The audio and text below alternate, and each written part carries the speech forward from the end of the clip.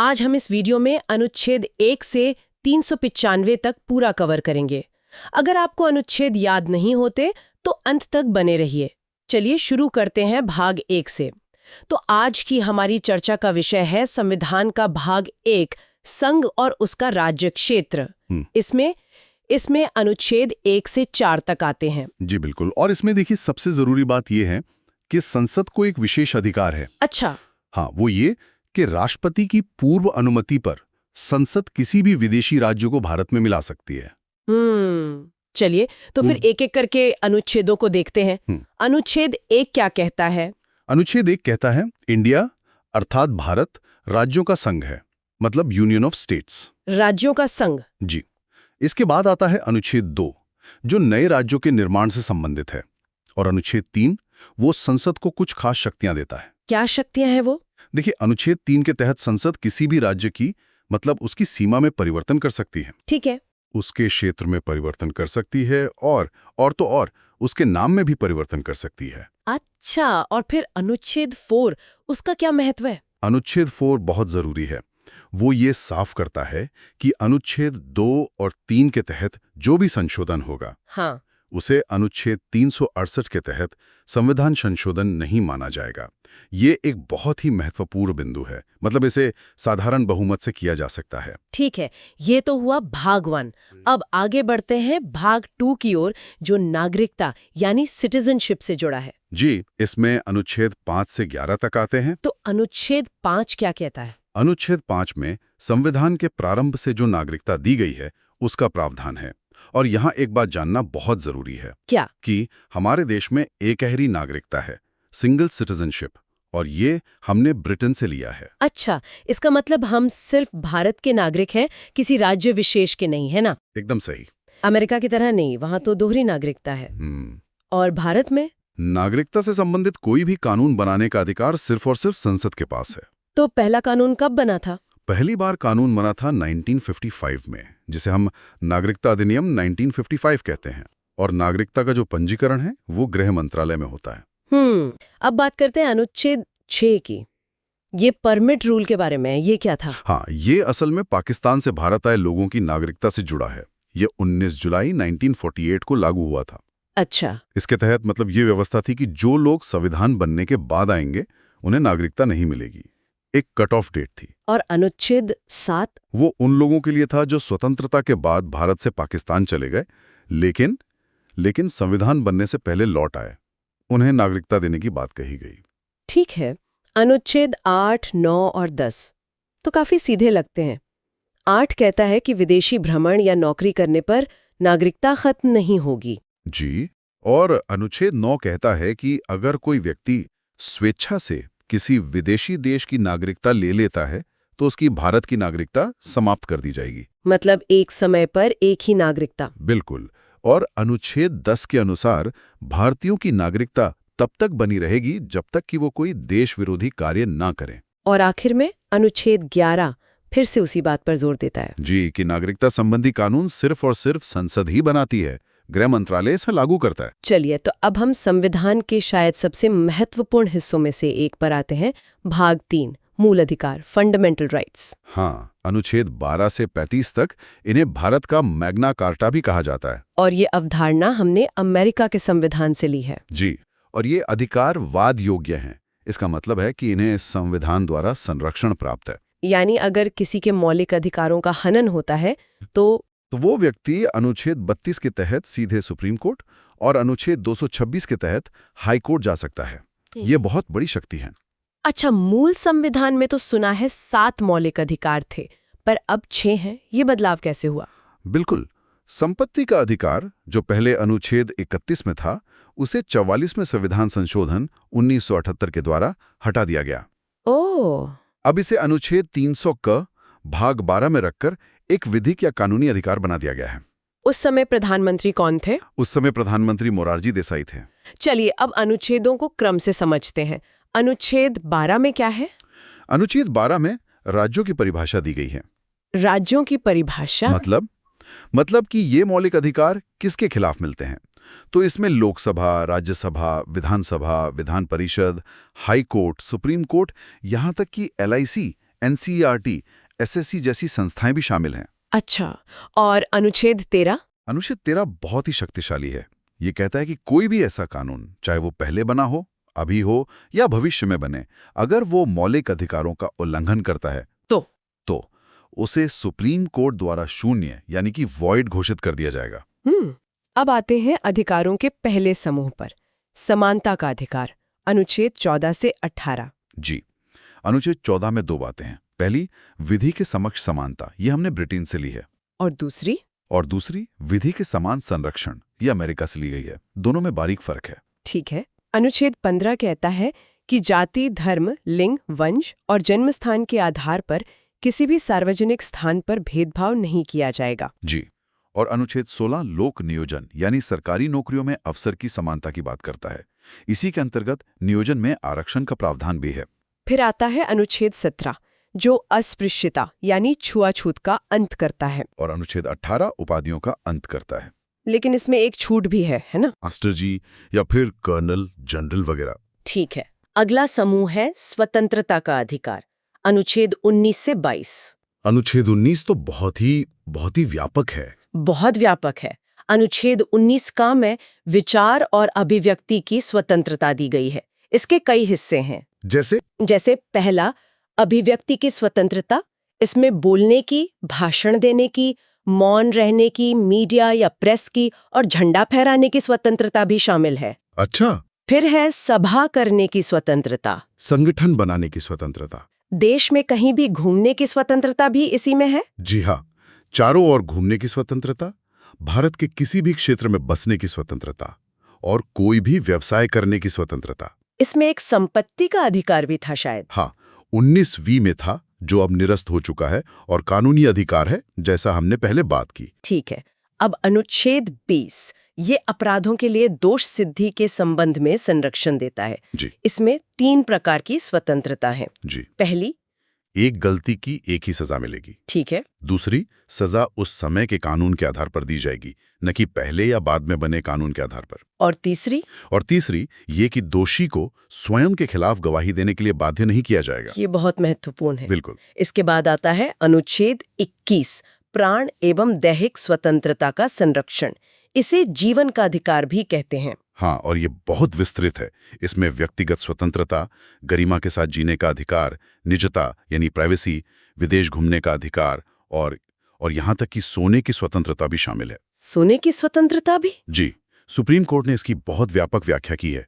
और यहीं ये भी ध्यान दें कि नेशनल ग्रीन ट्रिब्यूनल यानी NGT का गठन 2010 में हुआ और स्वच्छ पर्यावरण और पेयजल उपलब्ध कराना भी सरकार का दायित्व है। एक और बहुत महत्वपूर्ण अनुच्छेद है 21 का। जी, अनुच्छेद 21 का। इसे 86वें संशोधन 2002 द्वारा जोड़ा गया था। और ये क्या कहता है? यह 6 से 14 वर्ष के सभी बच्चों को निःशुल्क और अनिवार्य शिक्षा का अधिकार देता है। ये 1 अप्रैल 2010 से लागू हुआ था। अच्छा, अब आते हैं अनुच्छेद 22 पर, जो गिरफ्तारी से संरक्षण देता है। हाँ, इसमें भी 3 प्रकार की स्वतंत्रता दी गई है।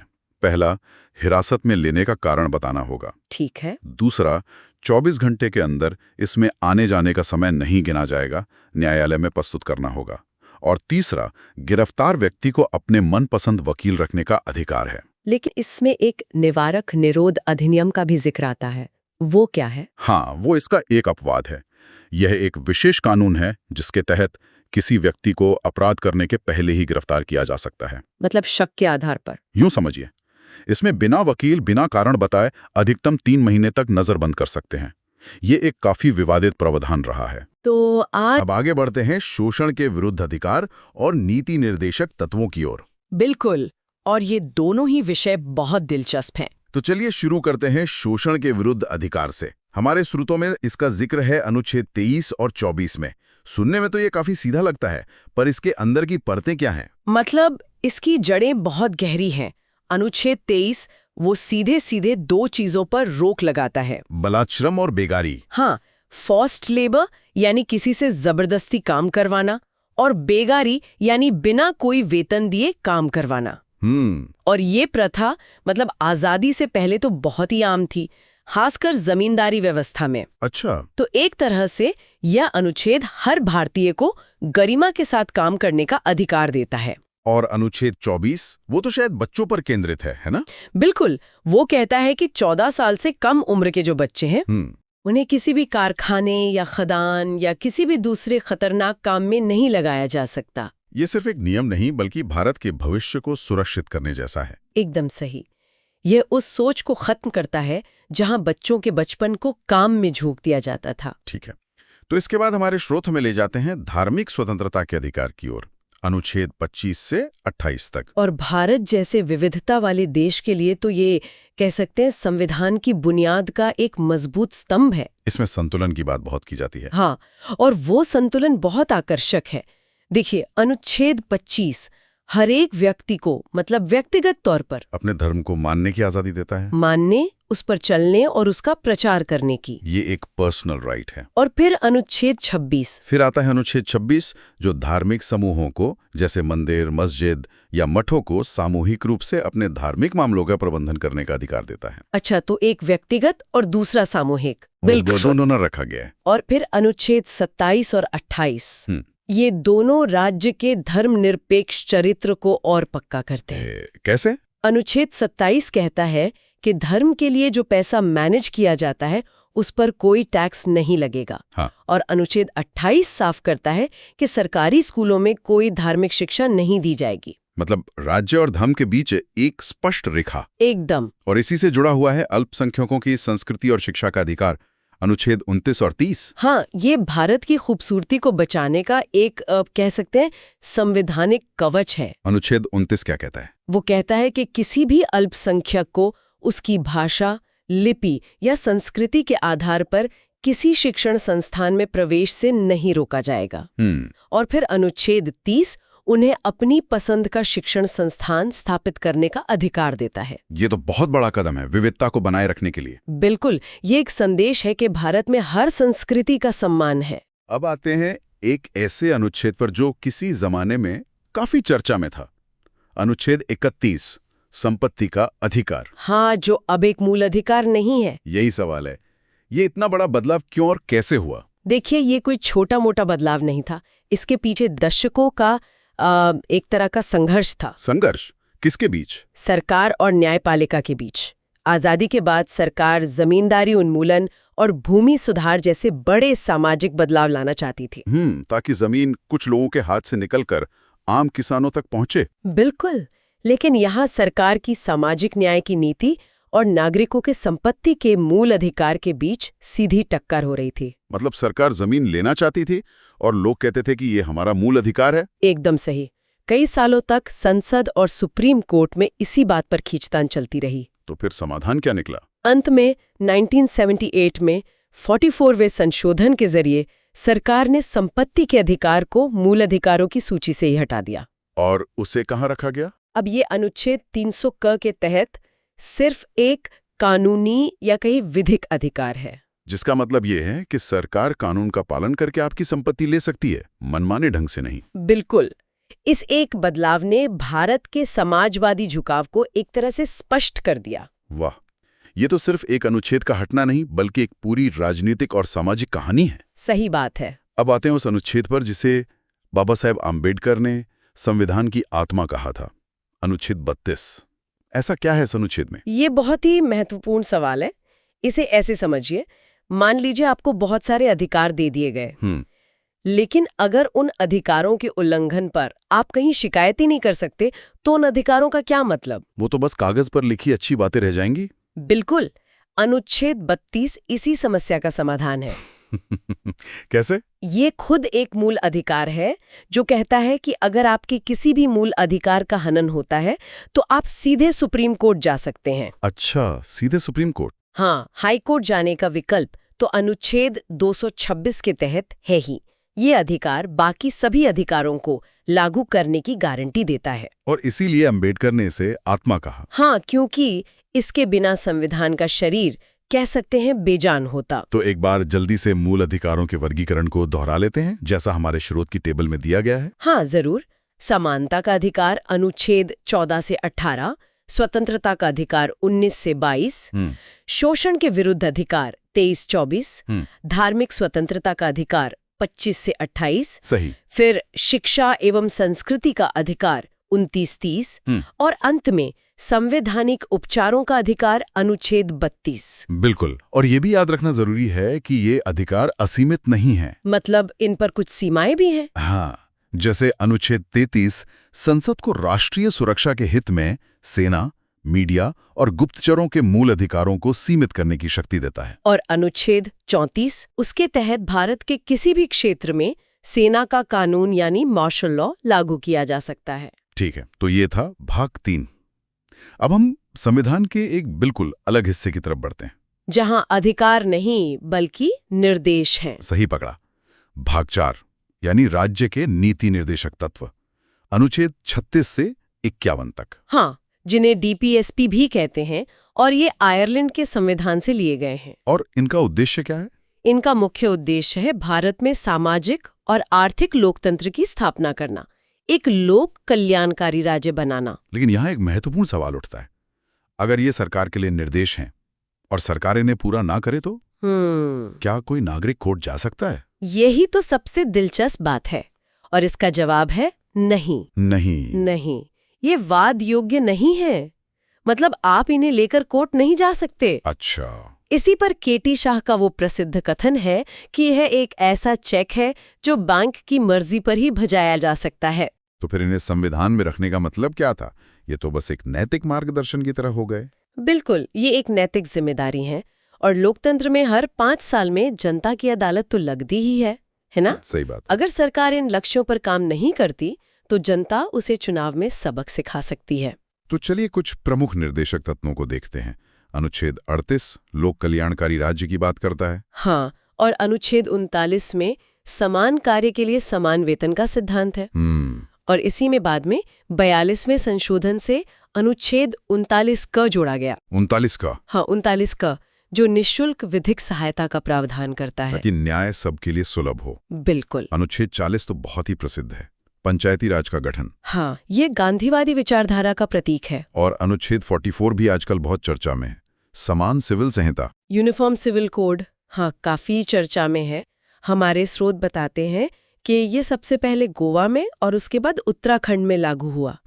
और ये विवादास्पद इसलिए है क्योंकि इसका लक्ष्य है कि शादी, तलाक जैसे मामलों में सभी धर्मों के लिए एक जैसा कानून हो, जिससे इसकी टक्कर धार्मिक स्वतंत्रता के अधिकार से होती है। एकदम। बच्चों की शिक्षा से जुड़ा एक और महत्वपूर्ण अनुच्छेद है 45। हाँ, ये 6 वर्ष से कम आयु के बच्चों के लिए निःशुल्क शिक्षा, पोषाहार और स्वास्थ्य देखभाल का प्रावधान करता है। और भी कई महत्वपूर्ण निर्देश हैं, जैसे अनुच्छेद 47। हाँ, अनुच्छेद 47 पोषाहार स्तर को ऊंचा करने और शराब जैसे नशीले पदार्थों पर रोक की बात करता है। अच्छा, और अनुच्छेद 48? वो कृषि और पशुपालन को बढ़ावा देने के साथ साथ दुधारू पशुओं की हत्या पर रोक की बात करता है। पर्यावरण संरक्षण भी इसमें शामिल है। हाँ, वो बाद में जोड़ा गया। अनुच्छेद 48 क में वन, पर्यावरण और वन्य जीवों के संरक्षण की बात है। और भी हैं? हाँ, अनुच्छेद 49 राष्ट्रीय स्मारकों की सुरक्षा की बात करता है। अनुच्छेद 50 कार्यपालिका और न्यायपालिका के पृथक्करण की, और अनुच्छेद 51 अंतर्राष्ट्रीय शांति को बढ़ावा देने का निर्देश देता है। तो ये थे राज्य के नीति निर्देशक तत्व। अब अंत में आते हैं भाग 4 क पर, मौलिक कर्तव्य, फंडामेंटल ड्यूटीज। एक दिलचस्प बात यह है कि ये मूल संविधान का हिस्सा नहीं थे, इन्हें बाद में जोड़ा गया। हाँ, 1976 में 42वें संशोधन के माध्यम से सरदार स्वर्ण सिंह समिति की सिफारिश पर। और इसका स्रोत रूस था, उस समय का सोवियत संघ। हाँ, तो शुरुआत में कितने कर्तव्य थे? मूल संविधान में तो 0 थे। 1976 में 10 कर्तव्य जोड़े गए। और वर्तमान में कुल 11 हैं। 11वां कर्तव्य, जो शिक्षा से संबंधित है, वो 2002 में 86वें संशोधन द्वारा जोड़ा गया। और क्या ये भी राज्य के नीति निर्देशक तत्वों की तरह वादयोग्य नहीं है? बिल्कुल, इन्हें भी न्यायालय द्वारा लागू नहीं कराया जा सकता। इन्हें प्रभावी बनाने के लिए 1993 में J.S. वर्मा समिति का गठन किया गया था। तो ये एक तरह से नागरिकों के लिए नैतिक दिशा निर्देश है। सही पकड़ा। तो आज की इस चर्चा में हमने मूल अधिकारों को पूरा किया, राज्य के नीति निर्देशक तत्वों को समझा और मौलिक कर्तव्यों पर भी नजर डाली। हाँ, अधिकार, निर्देश और कर्तव्य, इन तीनों के बीच का जो रिश्ता है वो हमने देखा। भाग 5 संघ संविधान का सबसे बड़ा भाग है। यहाँ हम राष्ट्रपति, उपराष्ट्रपति और संसद को ट्रिक्स के साथ देखेंगे। हाँ, और ये भाग अनुच्छेद 52 से 151 तक फैला है। काफी बड़ा है और ये हमारे देश की केंद्रीय सरकार की मतलब पूरी रूपरेखा तय करता है। चलिए इसके पीछे की सोच को समझते हैं। बिल्कुल। आज हम सिर्फ अनुच्छेद नहीं रटेंगे बल्कि उनके पीछे का क्यों भी समझेंगे। और हाँ, कुछ ऐसी ट्रिक्स देखेंगे जो प्रतियोगी परीक्षाओं की तैयारी करने वालों के लिए तो वरदान है ही, पर एक आम नागरिक को भी हमारे देश का ढांचा समझने में मदद करेंगी। एकदम सही। तो सबसे पहले आते हैं भारत के राष्ट्रपति, देश के प्रथम नागरिक। इनके पद, चुनाव और शक्तियों से जुड़े अनुच्छेदों को याद करने के लिए एक बड़ी मशहूर एक एक्रोनिम है। हाँ, एक ट्रिक है जो अनुच्छेद 52 से 61 तक को कवर करती है। ट्रिक है प का नी को का दू यो द श। ये एक्रोनिम मतलब ये संक्षिप्त नाम बहुत काम का है। चलिए इसे खोलते हैं। प से है अनुच्छेद 52, राष्ट्रपति का पद, मतलब भारत का एक राष्ट्रपति होगा। जी। और का से है अनुच्छेद 53, कार्यपालिका का प्रधान। इसका मतलब है कि संघ की सारी कार्यकारी शक्ति राष्ट्रपति में निहित होगी। हाँ, लेकिन वो नाम मात्र के प्रधान हैं। असली शक्ति प्रधानमंत्री और उनकी मंत्रिपरिषद के पास होती है। ठीक है। इसके बाद आता है नी से अनुच्छेद 54, राष्ट्रपति का निर्वाचन। और ये एक बहुत दिलचस्प प्रक्रिया है। हाँ, इसमें कौन कौन वोट डालता है? इसमें लोकसभा, राज्यसभा और सभी राज्यों की विधानसभाओं के केवल निर्वाचित सदस्य ही वोट डालते हैं। अच्छा, तो मनोनीत सदस्य नहीं? जी नहीं, मनोनीत सदस्य यानी नॉमिनेटेड मेंबर्स इसमें हिस्सा नहीं लेते। ये सुनिश्चित करता है कि राष्ट्रपति का चुनाव सीधे तौर पर जनता के चुने हुए प्रतिनिधियों द्वारा हो। और चुनाव जीतने के लिए एक खास कोटा होता है ना? हाँ बिल्कुल। यहीं पर ट्रिक का अगला हिस्सा आता है। को से अनुच्छेद 55, निर्वाचन का कोटा। 50% + 1। सही। यह सिर्फ सबसे ज्यादा वोट पाना नहीं है, बल्कि कुल डाले गए वोटों का 50% + 1 वोट हासिल करना होता है। इससे राष्ट्रपति की वैधता और मजबूती सुनिश्चित होती है। ठीक है, तो राष्ट्रपति चुन लिए गए। अब उनका कार्यकाल। ट्रिक में अगला का इसी के लिए है। अनुच्छेद 56, कार्यकाल, जो कि 5 वर्ष का होता है। और दू से अनुच्छेद 57, जो कहता है कि कोई भी व्यक्ति दोबारा निर्वाचन के लिए पात्र है। भारत में इस पर कोई सीमा नहीं है। अमेरिका की तरह नहीं, जहां कोई 2 बार से ज्यादा राष्ट्रपति नहीं बन सकता। बिल्कुल। अब बात करते हैं योग्यता की। राष्ट्रपति बनने के लिए क्या शर्तें हैं? ये ट्रिक के यो से जुड़ा है। हाँ, यो यानी अनुच्छेद 58, योग्यता। इसमें मुख्य बातें हैं: व्यक्ति भारत का नागरिक हो, 35 वर्ष की आयु पूरी कर चुका हो और लोकसभा का सदस्य बनने की योग्यता रखता हो। और एक और महत्वपूर्ण शर्त है। जी, 50 प्रस्तावक और 50 अनुमोदक होने चाहिए। ये इसलिए ताकि केवल गंभीर उम्मीदवार ही चुनाव में खड़े हों। सही बात है। और ट्रिक के आखिर में है द, श, म। इनका क्या मतलब है? द से है अनुच्छेद 59, दशाएं या शर्तें, जैसे कि वो किसी लाभ के पद पर न हो या पागल या दिवालिया घोषित न हो। और श से अनुच्छेद 60, शपथ, जो उन्हें भारत के मुख्य न्यायाधीश यानी चीफ जस्टिस ऑफ इंडिया दिलवाते हैं। और सबसे महत्वपूर्ण म से अनुच्छेद 61, महाभियोग, इम्पीचमेंट। हाँ, इम्पीचमेंट। महाभियोग को एक बहुत जटिल प्रक्रिया कहा जाता है। ऐसा क्यों है? यह प्रक्रिया इतनी जटिल इसलिए बनाई गई है ताकि देश के सर्वोच्च पद को किसी राजनीतिक कारण से आसानी से अस्थिर न किया जा सके। राष्ट्रपति को हटाने के लिए संसद के दोनों सदनों में 2/3 जैसे भारी बहुमत की जरूरत होती है, जो हासिल करना बहुत मुश्किल है। बहुत मुश्किल।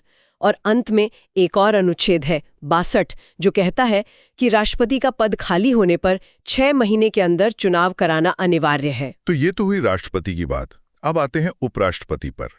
इनके लिए भी कोई ट्रिक है? हाँ, एक छोटी और सीधी ट्रिक है, उसरा निकास। उसरा निकास। जी, यह अनुच्छेद 63 से 69 तक के लिए है। उ से अनुच्छेद 63, उपराष्ट्रपति का पद। स से अनुच्छेद 64, जो कहता है कि उपराष्ट्रपति राज्यसभा का पदेन सभापति होगा। असल में यही उनका मुख्य काम है। और रा से है अनुच्छेद 65। इसका मतलब है कि अगर राष्ट्रपति का पद किसी कारण से खाली हो तो उपराष्ट्रपति एक कार्यवाहक राष्ट्रपति के तौर पर काम करेंगे। यहाँ मुझे एक सवाल पूछना है। उपराष्ट्रपति के चुनाव में कौन वोट देता है? क्या ये राष्ट्रपति चुनाव जैसा ही है? यह एक बहुत अच्छा सवाल है और यही एक बड़ा अंतर है। ट्रिक में नी से है अनुच्छेद 66 निर्वाचन। अच्छा। इसमें लोकसभा और राज्यसभा के सभी सदस्य यानी निर्वाचित और मनोनीत दोनों भाग लेते हैं। विधानसभा के सदस्य इसमें वोट नहीं करते। इसके पीछे कोई तर्क है? हाँ, तर्क यह है कि चूंकि उपराष्ट्रपति का मुख्य काम राज्यसभा की अध्यक्षता करना है, इसलिए केंद्रीय विधायिका के सदस्य ही उन्हें चुनते हैं। ये तो बहुत तार्किक बात हुई। ट्रिक में आगे का और सा है। का से अनुच्छेद 67 कार्यकाल जो 5 वर्ष का होता है और स से 2 अनुच्छेद जुड़े हैं। अनुच्छेद 68 जो चुनाव का सही समय तय करता है और अनुच्छेद 69 जो उनकी शपथ से जुड़ा है, जो उन्हें राष्ट्रपति दिलवाते हैं। जी। तो हमने कार्यपालिका के शीर्ष 2 पदों को समझ लिया, लेकिन ये अकेले काम नहीं करते। इन्हें सलाह कौन देता है और इनके फैसलों को लागू कौन करता है? बिल्कुल, यहीं पर प्रधानमंत्री और उनकी मंत्रिपरिषद की भूमिका आती है। लेकिन उस पर आने से पहले एक बहुत ही दिलचस्प पैटर्न देखते हैं जो हमारे संविधान की आत्मा को दिखाता है। अच्छा। अनुच्छेद 72 ये राष्ट्रपति को क्षमादान की शक्ति देता है। हाँ, ये तो हमने कई बार खबरों में सुना है। मतलब वो मौत की सजा तक को माफ कर सकते हैं। ये एक बहुत बड़ी न्यायिक शक्ति है। बिल्कुल। अब देखिए जादू। अगर हम अनुच्छेद 72 में 89 जोड़ दें तो क्या मिलेगा? 72 में 89। 72 प्लस 89 बराबर 161। 161। अनुच्छेद 161 में ठीक यही क्षमादान की शक्ति राज्य के राज्यपाल को दी गई है। अरे वाह, तो ये पैटर्न एक तरह का संवैधानिक खाका है। मतलब एक बार केंद्र का स्ट्रक्चर समझ लिया तो राज्य का अपने आप साफ हो जाता है। आपने बिल्कुल सही पकड़ा। ये सिर्फ एक ट्रिक नहीं बल्कि संविधान बनाने वालों की सोच है। जी, वे केंद्र और राज्य में एक जैसी सुसंगत शासन प्रणाली चाहते थे। ये हमारे संघीय ढांचे की नींव है, जिसे हम इस बातचीत में बार बार देखेंगे। जैसे अनुच्छेद 74 कहता है कि राष्ट्रपति को सलाह देने के लिए एक मंत्रिपरिषद होगी जिसके मुखिया प्राइम मिनिस्टर होंगे। अब आप अंदाजा लगाइए। ठीक है, तो अनुच्छेद 74 अगर मैं इसमें 89 जोड़ूं, 74 प्लस 89 बराबर 163। तो अनुच्छेद 163 में राज्यों के लिए ऐसा ही कुछ होगा। एकदम सही। अनुच्छेद 163 में राज्यपाल को सलाह देने के लिए राज्य की मंत्रिपरिषद का प्रावधान है। यही पैटर्न अनुच्छेद 75 पर भी लागू होता है। मंत्रियों की नियुक्ति से जुड़ा। हाँ। 75 प्लस 89 बराबर 164 जो राज्यपाल द्वारा राज्य के मंत्रियों की नियुक्ति की बात करता है। कमाल है। इसी कड़ी में एक और महत्वपूर्ण पद आता है महान्यायवादी यानी अटॉर्नी जनरल का। हाँ, अनुच्छेद 76 ये देश के सबसे बड़े कानून अधिकारी होते हैं जो सरकार को कानूनी मामलों पर सलाह देते हैं। इनकी नियुक्ति राष्ट्रपति करते हैं। जी, और ये राष्ट्रपति के प्रसाद पर्यंत ही अपने पद पर रहते हैं। मतलब इनका कोई निश्चित कार्यकाल नहीं होता। मैंने सुना है कि इनके पास एक अनोखी शक्ति होती है। वो संसद का हिस्सा न होते हुए भी वहां की कार्यवाही में भाग ले सकते हैं। ये बात अनुच्छेद 88 में कही गई है। ये थोड़ा अजीब है ना? अजीब लगता है, लेकिन इसका उद्देश्य ये है कि जब भी संसद में किसी कानूनी या तकनीकी बिल पर चर्चा हो तो सरकार का पक्ष रखने के लिए देश का सबसे बड़ा कानूनी दिमाग वहां मौजूद हो। मतलब वे बोल सकते हैं, बहस में हिस्सा ले सकते हैं। जी, लेकिन वोट नहीं कर सकते क्योंकि वे जनता के चुने हुए प्रतिनिधि नहीं हैं। और मैं शर्त लगा सकता हूं कि यहां भी प्लस 89 वाला पैटर्न काम करता होगा। आपकी शर्त आप जीत गए। 76 प्लस 89 बराबर 165। 165। अनुच्छेद 165 में राज्य के महाधिवक्ता यानी एडवोकेट जनरल का प्रावधान है। वही भूमिका, वही शक्तियां, बस राज्य के स्तर पर। तो अब तक हमने कार्यपालिका को समझा, अब आते हैं विधायिका पर, यानी हमारी संसद, जहां देश के कानून बनते हैं। संसद के लिए भी एक बहुत सरल और प्रसिद्ध ट्रिक है, सरला। सरला? हाँ, ये अनुच्छेद 79, 80 और 81 के लिए है। स से अनुच्छेद 79 संसद जो राष्ट्रपति, राज्यसभा और लोकसभा से मिलकर बनती है। रे से राज्यसभा। अनुच्छेद 80 राज्यसभा हमारा उच्च सदन और ला से अनुच्छेद 81 लोकसभा यानी निम्न सदन। और मुझे लगता है कि केंद्र और राज्य की समानता वाला पैटर्न यहां भी लागू होता होगा। बिल्कुल, आप कोशिश कीजिए। अनुच्छेद 79 में 89 जोड़कर देखिए। ठीक है, 79 प्लस 89 बराबर 168। ये राज्य के विधानमंडल का अनुच्छेद होगा। सही। और अनुच्छेद 80 यानी राज्यसभा में 89 जोड़ें तो 80 + 89 बराबर 169। ये विधान परिषद के बारे में होगा शायद। बहुत बढ़िया। और आखिरी अनुच्छेद 81 लोकसभा में 89 जोड़ने पर मिलता है 81 + 89 बराबर 170, जो विधानसभा की गठन की बात करता है। जी, ये पैटर्न कितना सुंदर और तार्किक है। तो संसद बन गई। अब ये काम कैसे करती है? सत्तर कौन बुलाता है? ये शक्ति अनुच्छेद 85 के तहत राष्ट्रपति के पास है। वही संसद का सत्र बुलाते हैं, सत्रावसान करते हैं और प्रधानमंत्री की सलाह पर लोकसभा को भंग भी कर सकते हैं। लेकिन सदन की कार्यवाही शुरू करने के लिए एक न्यूनतम उपस्थिति जरूरी है। हाँ, जिसे कोरम कहते हैं। कोरम, सही। अनुच्छेद 100 में गणपूर्ति या कोरम का जिक्र है। ये वैसा ही है जैसे किसी क्लास को शुरू करने के लिए कम से कम कुछ छात्रों का होना जरूरी है, ताकि कुछ गिने चुने सदस्य ही मिलकर देश के लिए कोई बड़ा फैसला ना ले लें। बिल्कुल। ये संख्या कुल सदस्यों का 110 होती है। मतलब लोकसभा के लिए लगभग 55 और राज्यसभा के लिए 25 सदस्य। ठीक है, तो संसद का सत्र शुरू हो गया, कोरम भी पूरा है। अब कानून कैसे बनता है? मान लीजिए किसी बिल पर लोकसभा और राज्यसभा में सहमति नहीं बन पा रही, तब क्या होता है? ऐसी स्थिति के लिए संविधान में एक रास्ता है। अनुच्छेद 108 संयुक्त अधिवेशन, जॉइंट सेशन। जी, राष्ट्रपति दोनों सदनों की एक साथ बैठक बुलाते हैं, जिसकी अध्यक्षता लोकसभा के स्पीकर करते हैं। क्योंकि लोकसभा में सदस्य संख्या ज्यादा है, तो आमतौर पर फैसला उसी के पक्ष में जाता है। सही। और मैंने धन विधेयक यानी मनी बिल के बारे में भी सुना है, जिसे लेकर राज्यसभा की शक्तियां बहुत सीमित हैं। हाँ, अनुच्छेद 110 धन विधेयक को परिभाषित करता है। ये सरकार के खर्चों और टैक्स से जुड़ा होता है। इसे केवल लोकसभा में ही पेश किया जा सकता है। और राज्यसभा इसे सिर्फ 14 दिनों तक रोक सकती है। पास हो जाता है तो वो राष्ट्रपति के पास जाता है। उनके पास क्या विकल्प होते हैं? अनुच्छेद 111 राष्ट्रपति को किसी विधेयक पर अनुमति देने की शक्ति देता है, जिसे हम वीटो पावर भी कहते हैं। वे बिल को मंजूरी दे सकते हैं, उसे रोक सकते हैं या फिर पुनर्विचार के लिए संसद को वापस भेज सकते हैं। और यहाँ भी हमारा +89 का नियम काम करता है। 111 + 89 बराबर 200। अनुच्छेद 200 राज्यपाल को राज्य के विधेयकों पर अनुमति देने की शक्ति देता है। अब बात करते हैं बजट की। मजेदार बात यह है कि हमारे संविधान में बजट शब्द है ही नहीं। यह सच है। अनुच्छेद 112 में इसे वार्षिक वित्तीय विवरण या एनुअल फाइनेंशियल स्टेटमेंट कहा गया है। ये सरकार की साल भर की आमदनी और खर्चों का लेखा जोखा होता है। यहाँ पैटर्न में कोई बदलाव है? हाँ, एक छोटा सा बदलाव है।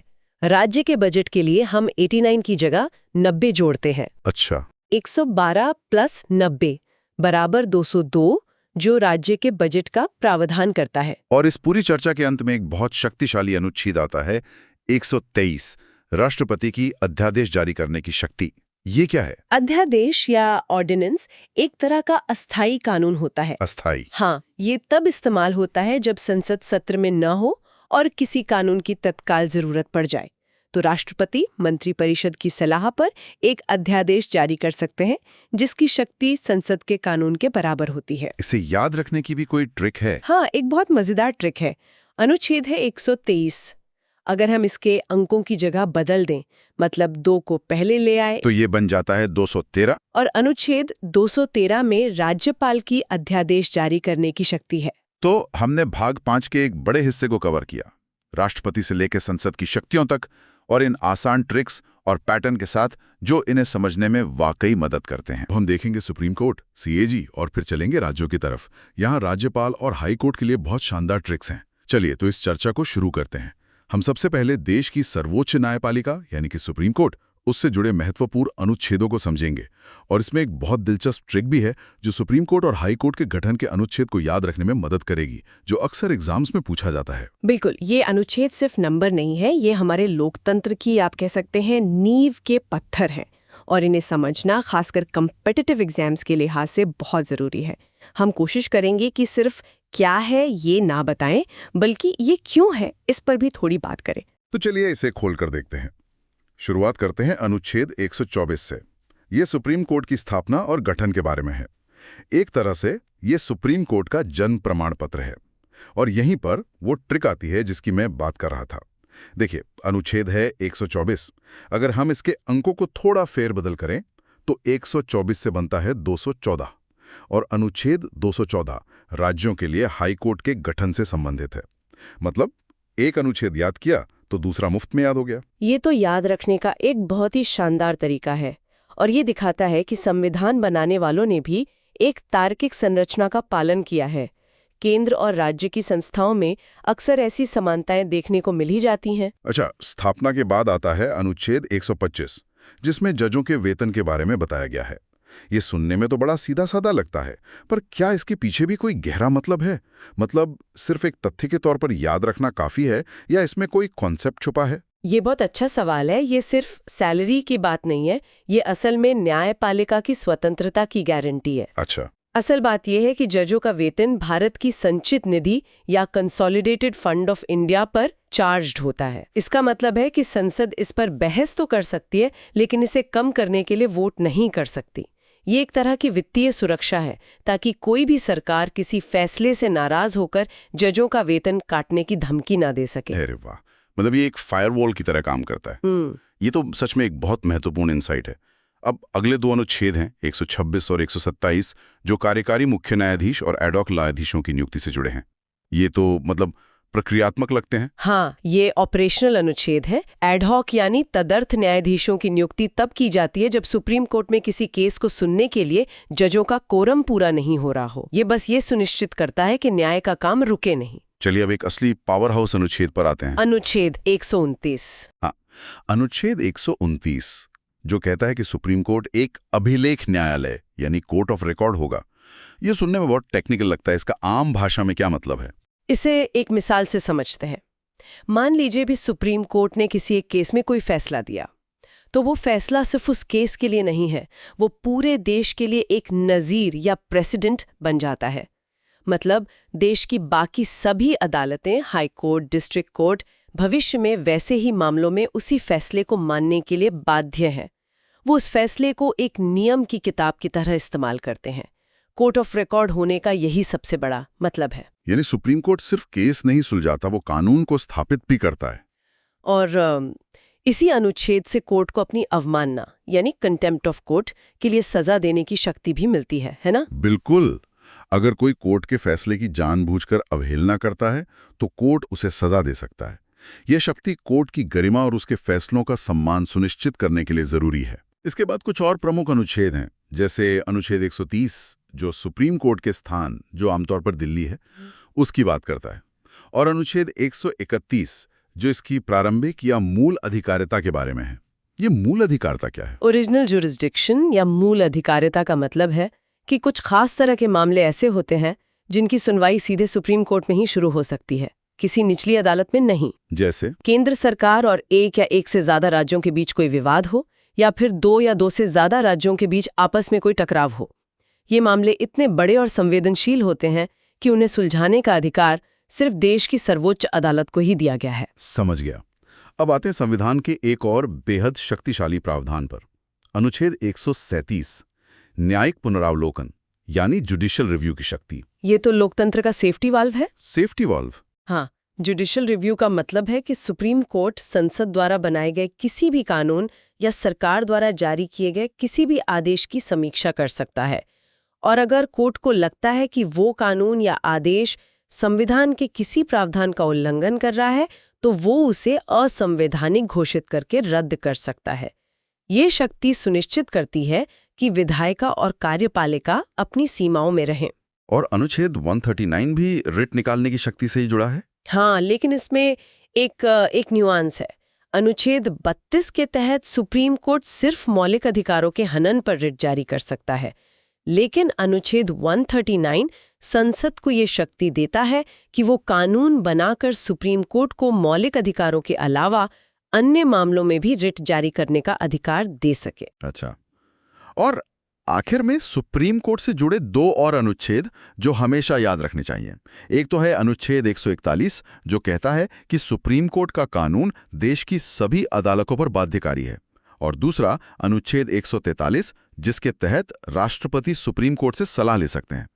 इस पर अक्सर सवाल बनता है कि क्या ये सलाह राष्ट्रपति के लिए मानना जरूरी है? नहीं, बिल्कुल नहीं। राष्ट्रपति सलाह मांग तो सकते हैं, लेकिन उस सलाह को मानने के लिए वो बाध्य नहीं है। और इसी तरह सुप्रीम कोर्ट भी सलाह देने के लिए बाध्य नहीं है। हालांकि आमतौर पर वो सलाह देता है, ये एक सलाहकारी अधिकारिता है, बाध्यकारी नहीं। तो ये थी सुप्रीम कोर्ट की कहानी, जो सिर्फ एक अदालत नहीं बल्कि संविधान की संरक्षक है। अब उस संस्था की ओर बढ़ते हैं जो देश के खजाने की संरक्षक है। मेरा मतलब है कंट्रोलर एंड ऑडिटर जनरल, यानी भारत का नियंत्रक एवं महालेखा परीक्षक। जी, कंट्रोलर एंड ऑडिटर जनरल को पब्लिक पर्स का वॉचडॉग भी कहा जाता है। इनका काम ये देखना है कि सरकार ने जो पैसा संसद से मंजूर करवाया वो सही तरीके से सही जगह पर खर्च हुआ भी या नहीं। इससे जुड़े 3 प्रमुख अनुच्छेद हैं। अनुच्छेद 148 में कंट्रोलर एंड ऑडिटर जनरल के पद की बात की गई है और अनुच्छेद 149 उनकी शक्तियों और कर्तव्यों को बताता है। इनकी सबसे बड़ी शक्ति क्या है? इनकी सबसे बड़ी शक्ति है इनका दायरा। कंट्रोलर एंड ऑडिटर जनरल सिर्फ केंद्र सरकार ही नहीं बल्कि सभी राज्य सरकारों और सरकारी कंपनियों के खातों की भी जांच करता है। ये एक बहुत बड़ी जिम्मेदारी है और इस काम को बिना किसी डर या दबाव के करने के लिए उन्हें कार्यकाल की सुरक्षा दी गई है। उन्हें हटाना उतना ही मुश्किल है जितना सुप्रीम कोर्ट की जज को हटाना। तो ये अपनी रिपोर्ट किसे देते हैं? अनुच्छेद 151 इसी बारे में है ना जी। अनुच्छेद 151 के अनुसार कंट्रोलर एंड ऑडिटर जनरल केंद्र सरकार से जुड़ी अपने ऑडिट रिपोर्ट राष्ट्रपति को सौंपते हैं और राष्ट्रपति उसे संसद के दोनों सदनों के पटल पर रखवाते हैं। इसी तरह राज्यों से जुड़ी रिपोर्ट उस राज्य के राज्यपाल को दी जाती है, जो उसे राज्य विधानमंडल में रखवाते हैं। और यहीं से असली कहानी शुरू होती है। हम अक्सर अखबारों में पढ़ते हैं कि कंट्रोलर एंड ऑडिटर जनरल की रिपोर्ट से कोई घोटाला सामने आया और संसद में हंगामा हो गया। तो क्या कंट्रोलर एंड ऑडिटर जनरल किसी को सजा दे सकता है? नहीं, कंट्रोलर एंड ऑडिटर जनरल का काम सजा देना नहीं है। वो एक ऑडिटर है, प्रोसिक्यूटर नहीं। लेकिन उनकी रिपोर्ट बहुत शक्तिशाली होती है। जब वो रिपोर्ट संसद की पब्लिक अकाउंट्स कमेटी यानी लोक लेखा समिति के पास जाती है तो वो सरकारी अधिकारियों से सवाल जवाब करती है, मीडिया में बहस होती है और सरकार पर राजनीतिक दबाव बनता है। तो कंट्रोलर एंड ऑडिटर जनरल की असली ताकत उनकी रिपोर्ट की प्रामाणिकता और उसके द्वारा पैदा की जाने वाली जवाबदेही में है। बहुत बढ़िया। तो केंद्र की इन 2 बड़ी संस्थाओं के बाद अब हम संविधान के भाग 6 में प्रवेश करते हैं, जो राज्यों से संबंधित है। यह अनुच्छेद 152 से 237 तक फैला है। अनुच्छेद 152 में राज्य की परिभाषा दी गई है और अब आता है वो हिस्सा जहां एक शानदार ट्रिक हमारा काम आसान कर देगी। ये राज्यपाल से संबंधित अनुच्छेदों के लिए है, 153 से 159 तक। ये ट्रिक कॉम्पिटिटिव एग्जाम की तैयारी करने वालों के बीच बहुत लोकप्रिय है। ट्रिक है रकानिका यस। मैं इसे बहुत धीरे और स्पष्ट रूप से बोलता हूं, रा का नी का य स। चलिए अब इस कोड को डिकोड करते हैं। अनुच्छेद 153 में रा से है राज्यपाल का पद। अनुच्छेद 154 में का से है कार्यपालिका शक्ति। इसका मतलब है कि राज्य की सारी एग्जीक्यूटिव पावर राज्यपाल में निहित होगी। बिल्कुल, लेकिन यहाँ एक लेकिन है। राज्यपाल राज्य का नाम मात्र यानी नॉमिनल हेड होता है। वास्तविक शक्तियां तो मुख्यमंत्री की अध्यक्षता वाली मंत्री परिषद के पास होती हैं, ठीक वैसे ही जैसे केंद्र में राष्ट्रपति और प्रधानमंत्री के बीच होता है। 56 में अगले का से है कार्यकाल, जो टेक्निकली राष्ट्रपति के प्रसाद पर्यंत यानी प्लेजर ऑफ द प्रेसिडेंट होता है। फिर अनुच्छेद 157 में य से है योग्यता और अनुच्छेद 158 में स से है सेवा की शर्तें। ये ट्रिक तो बिल्कुल सटीक बैठती है। और इस क्रम के ठीक बाद आता है अनुच्छेद 159, जो शपथ या ओथ से संबंधित है। राज्यपाल को शपथ उस राज्य के हाई कोर्ट के मुख्य न्यायाधीश दिलाते हैं। तो रकानी का यस और उसके ठीक बाद शपथ, ये पूरा क्रम याद रखने में बहुत मदद करता है। बिल्कुल। अब राज्यपाल से जुड़े कुछ और महत्वपूर्ण अनुच्छेद देखते हैं। अनुच्छेद 161 में राज्यपाल की क्षमादान शक्ति है। ये राष्ट्रपति की क्षमादान शक्ति से कैसे अलग है? मुख्य अंतर यह है कि राज्यपाल मृत्युदंड यानी डेथ सेंटेंस को पूरी तरह माफ नहीं कर सकता। वो उसे सस्पेंड या कम्यूट कर सकता है, लेकिन पार्डन नहीं कर सकता। ये शक्ति सिर्फ राष्ट्रपति के पास है। अच्छा, अब राज्य की कार्यपालिका में आगे बढ़ते हैं। अनुच्छेद 163 में मंत्री परिषद है, जिसके प्रमुख चीफ मिनिस्टर होते हैं। अनुच्छेद 164 कहता है कि चीफ मिनिस्टर की नियुक्ति राज्यपाल करेंगे। और फिर है अनुच्छेद 165, महाधिवक्ता यानी एडवोकेट जनरल। एडवोकेट जनरल राज्य सरकार का सर्वोच्च विधि अधिकारी होता है, ठीक उसी तरह जैसे अटॉर्नी जनरल केंद्र सरकार का होता है। इनका काम राज्य सरकार को कानूनी सलाह देना और कोर्ट में उनका पक्ष रखना है। चलिए, अब राज्य की विधायिका की बात करते हैं। अनुच्छेद 168 में विधानमंडल का प्रावधान है। फिर आता है अनुच्छेद 169 जो विधान परिषद के सृजन या समाप्ति से संबंधित है। ये प्रक्रिया काफी दिलचस्प है। हाँ, ये बहुत यूनिक है। किसी राज्य में विधान परिषद बनानी है या खत्म करनी है, इसका प्रस्ताव पहले उस राज्य की विधानसभा को विशेष बहुमत से पारित करना होता है। फिर वो प्रस्ताव संसद के पास जाता है और अगर संसद उसे साधारण बहुमत से पास कर दे, तब जाकर विधान परिषद बनती या खत्म होती है। तो अंतिम शक्ति संसद के हाथ में है। इसके बाद अनुच्छेद 170 विधानसभा की संरचना और 171 विधान परिषद की संरचना के बारे में है। और आगे बढ़ें तो अनुच्छेद 178 विधानसभा के अध्यक्ष और उपाध्यक्ष की बात करता है और 182 विधान परिषद के सभापति और उपसभापति की। और राज्य स्तर पर 2 और अनुच्छेद जो सीधे राष्ट्रपति और संसद वाले अनुच्छेदों से जुड़े हैं। एक है अनुच्छेद 202 राज्य का वार्षिक बजट और दूसरा है अनुच्छेद 213 राज्यपाल की अध्यादेश यानी ऑर्डिनेंस जारी करने की शक्ति। यहाँ भी एक पैटर्न है। राष्ट्रपति की अध्यादेश शक्ति अनुच्छेद 123 में है और राज्यपाल की 213 में। देखिए, 1, 2, 3 से बनता है 2, 1, 3 अंकों का वही खेल। ये छोटी छोटी ट्रिक्स कॉन्सेप्ट्स को जोड़ने में बहुत मदद करती हैं। ये तो कमाल का कनेक्शन है। और अब आते हैं राज्य की न्यायपालिका पर। सबसे पहले अनुच्छेद 214 जो कहता है कि राज्यों के लिए हाई कोर्ट का गठन होगा। याद है हमारी पहली ट्रिक 124 से 214। जी बिल्कुल। फिर आता है अनुच्छेद 226 जिसके तहत हाई कोर्ट रिट जारी कर सकता है। ये नागरिकों के मौलिक अधिकारों की रक्षा के लिए एक बहुत शक्तिशाली उपकरण है। और अंत में अनुच्छेद 233 जो जिला कोर्ट यानी डिस्ट्रिक्ट कोर्ट की स्थापना से संबंधित है। यहाँ एक बात अक्सर पूछी जाती है कि सुप्रीम कोर्ट यानी अनुच्छेद 32 और हाई कोर्ट अनुच्छेद 226 इनकी रिट शक्तियों में क्या फर्क है?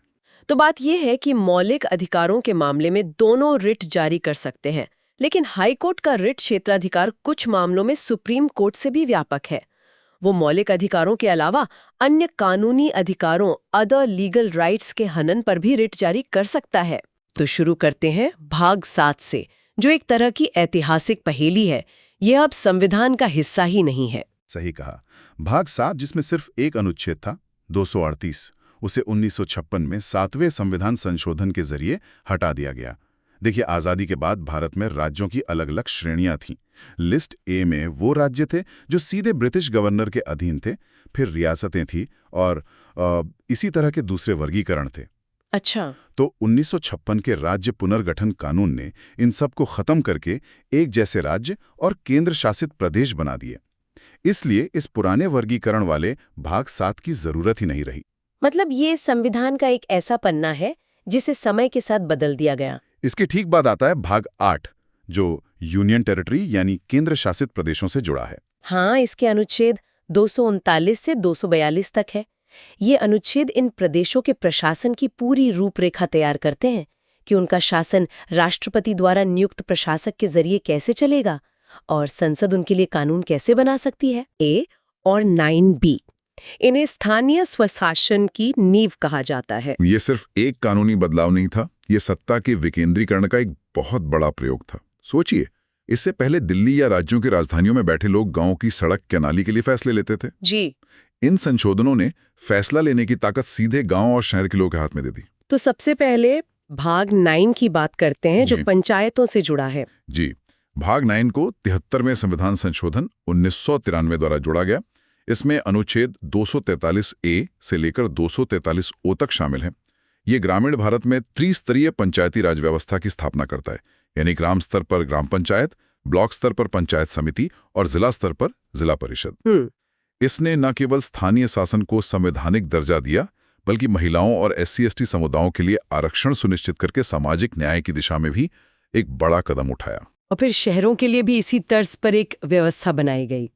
लेकिन क्या शहरी और ग्रामीण स्थानीय निकायों की शक्तियां और समस्याएं एक जैसी हैं या संविधान उन्हें अलग अलग तरह से देखता है? बहुत अच्छा सवाल है। संविधान दोनों की जरूरतें अलग अलग समझता है। इसीलिए उसी साल 74वें संशोधन 1993 द्वारा भाग 9A जोड़ा गया, जो नगर पालिकाओं से संबंधित है। इसमें अनुच्छेद 243 पी से लेकर 243 जी तक हैं। अच्छा। शहरों की समस्याएं अलग होती हैं, जैसे शहरी नियोजन, पानी की सप्लाई, कूड़ा प्रबंधन। ये संशोधन इन समस्याओं से निपटने के लिए नगर निगम, नगर पालिका परिषदों जैसे निकायों को शक्तियां और जिम्मेदारियां देता है। तो मतलब ढांचा एक जैसा है, लेकिन काम का स्वरूप अलग है। बिल्कुल। और इसी कड़ी में सबसे नया है भाग 9B, जो सहकारिता यानी कोऑपरेटिव सोसाइटीज के बारे में। हाँ, इसे 97वें संशोधन 2011 में जोड़ा गया। इसका उद्देश्य देश भर में सहकारी समितियों को मजबूत करना था। ये समितियां अर्थव्यवस्था का एक महत्वपूर्ण हिस्सा हैं, खासकर कृषि और बैंकिंग क्षेत्र में। यह संशोधन उनके लोकतांत्रिक, स्वायत्त और पेशेवर कामकाज को बढ़ावा देने के लिए नियम तय करता है। तो हमने देखा कि सत्ता कैसे सबसे निचले स्तर तक पहुंचती है, लेकिन संविधान कुछ क्षेत्रों के लिए विशेष प्रावधान भी करता है, जैसा कि भाग 10 में है। बिल्कुल। भाग 10 अनुसूचित और जनजातीय क्षेत्रों के प्रशासन से संबंधित है। इसका मुख्य अनुच्छेद है 244। इसी अनुच्छेद से शक्ति लेकर SC/ST एक्ट 1989 जैसे कानून बने, ताकि इन समुदायों को अत्याचार से बचाया जा सके। इसी में एक और विशेष अनुच्छेद है 244 का, जो विशेष रूप से असम के कुछ जनजातीय क्षेत्रों के लिए एक स्वायत्त राज्य के निर्माण का रास्ता बनाता है। तो क्या ये कहना सही होगा कि संविधान निर्माता इस बात को लेकर बहुत सजग थे कि एक साइज सब पर फिट नहीं होगा, और इसीलिए उन्होंने कुछ क्षेत्रों की विशेष संस्कृति और जरूरतों को ध्यान में रखते हुए ऐसे विशेष प्रावधान रखे? आपने बिल्कुल सही समझा। यही भारतीय संविधान की खूबसूरती है। ये विविधता को पहचानता है और उसका सम्मान करता है। तो हमने देखा कि शक्ति नीचे तक कैसे जाती है। अब उस क्लासिक रस्साकशी पर आते हैं जो हमेशा चलती रहती है, केंद्र और राज्यों के बीच शक्ति का संतुलन। ये भारतीय संघवाद का मूल है। ये हमें भाग 11 में मिलता है, जो अनुच्छेद 245 से 263 तक फैला है। यह हिस्सा केंद्र और राज्यों के बीच विधायी, प्रशासनिक और वित्तीय संबंधों का पूरा खाका खींचता है। यह तय करता है कि कौन किस विषय पर कानून बना सकता है। इसी में अनुच्छेद 249 बहुत दिलचस्प है, जहां केंद्र राज्य सूची के विषय पर भी कानून बना सकता है। ये तो संघीय ढांचे के मूल सिद्धांत के थोड़ा खिलाफ नहीं लगता?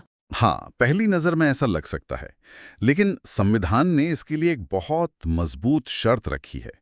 ऐसा तभी हो सकता है जब राज्यसभा, जो कि राज्यों का सदन है, अपने उपस्थित और मतदान करने वाले सदस्यों के 2/3 बहुमत से ये संकल्प पारित करे कि ऐसा करना राष्ट्रीय हित में जरूरी है। अच्छा, तो ये एक तरह का सेफ्टी वॉल्व है। बिल्कुल, ताकि केंद्र मनमाने ढंग से राज्यों के अधिकार क्षेत्र में दखल न दे। और ये कानून हमेशा के लिए नहीं होता, एक बार में सिर्फ 1 साल के लिए लागू होता है। हाँ, शर्त तो है, लेकिन आलोचक कहते हैं कि राष्ट्रीय हित एक बहुत व्यापक शब्द है जिसका केंद्र दुरुपयोग कर सकता है। क्या इस पर कभी विवाद हुआ है? विवाद तो हुए हैं, और ये बहस का एक स्थायी विषय है। लेकिन संवैधानिक व्यवस्था यही है कि राज्यों का प्रतिनिधित्व करने वाली राज्यसभा ही इसकी अनुमति देगी।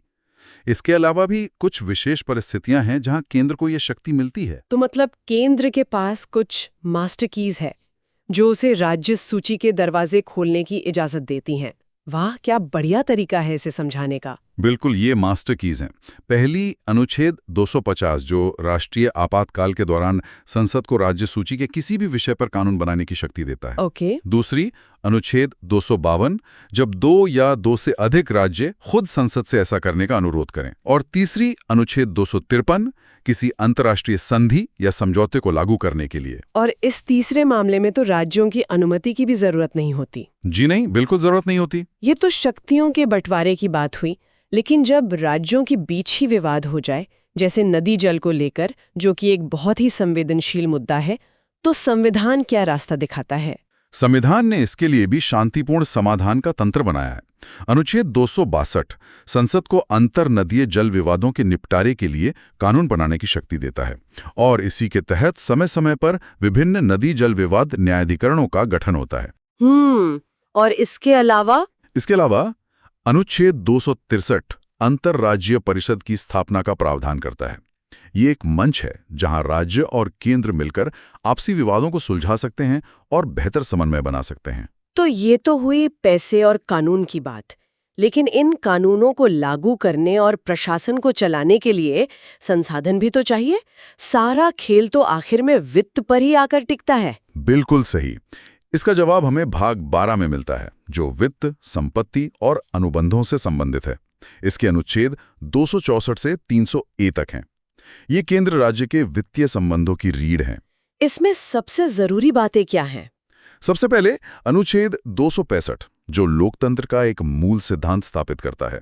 इसका सीधा सा मतलब है, सरकार अपनी मर्जी से जनता पर कोई भी टैक्स नहीं लगा सकती। पहले कानून पास करवाना होगा। हाँ, पहले उसे संसद से बाकायदा कानून पास करवाना होगा। नो टैक्सेशन विदाउट रिप्रेजेंटेशन वाला सिद्धांत यहीं से आता है। और ये सारा पैसा जो टैक्स से आता है, वो जाता कहाँ है? वो जाता है भारत की संचित निधि, यानी कंसोलिडेटेड फंड में, जिसका प्रावधान अनुच्छेद 266 में है।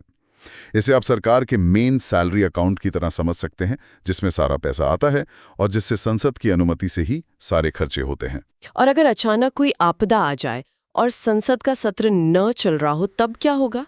उसके लिए संविधान ने एक इमरजेंसी फंड बनाया है, आकस्मिक निधि यानी कंटिंजेंसी फंड, जिसका वर्णन अनुच्छेद 267 में है। इसे सरकार का इमरजेंसी क्रेडिट कार्ड या एक गुल्लक समझ सकते हैं, जो राष्ट्रपति के पास रखी होती है ताकि अचानक आई मुसीबत के लिए संसद की मंजूरी का इंतजार न करना पड़े। और बाद में स्वीकृति ली जाती है? हाँ, बाद में संसद से इसकी स्वीकृति ले ली जाती है। वित्त आयोग के बारे में भी बहुत सवाल पूछे जाते हैं। इसकी भूमिका क्या है? अनुच्छेद 280 के तहत राष्ट्रपति हर 5 साल में एक वित्त आयोग का गठन करते हैं। वित्त आयोग की भूमिका एक निष्पक्ष रेफरी की तरह है, जो ये तय करता है कि टैक्स रूपी केक का कितना बड़ा हिस्सा केंद्र को मिलेगा और कितना राज्यों को। ये सिर्फ बंटवारे की सिफारिश नहीं करता, बल्कि ये भी बताता है कि राज्यों को सहायता कैसे दी जाए। इसकी सिफारिशें भारत के राजकोषीय संघवाद की नींव हैं। और संपत्ति का अधिकार, जो कभी मौलिक अधिकार था, उसका क्या हुआ? उसे 44वें संविधान संशोधन 1978 द्वारा मौलिक अधिकारों की सूची से हटाकर भाग 12 में ही अनुच्छेद 300 क के तहत एक कानूनी अधिकार बना दिया गया। अच्छा, तो अब ये एक कानूनी अधिकार है। जी। इसका मतलब ये है कि सरकार कानून की प्रक्रिया का पालन किए बिना किसी को उसकी संपत्ति से वंचित नहीं कर सकती। लेकिन अब ये मौलिक अधिकार नहीं है जिसके उल्लंघन पर आप सीधे सुप्रीम कोर्ट जा सकें। तो हमने कानून, प्रशासन और वित्त की बात कर ली, लेकिन इन सबको चलाने के लिए जो लोग चाहिए, यानी हमारी नौकरशाही, जिसे भारत का स्टील फ्रेम भी कहते हैं, उनके बारे में संविधान क्या कहता है? उसके लिए हमें भाग 14 पर आना होगा, जो संघ और राज्यों के अधीन सेवाओं से संबंधित है।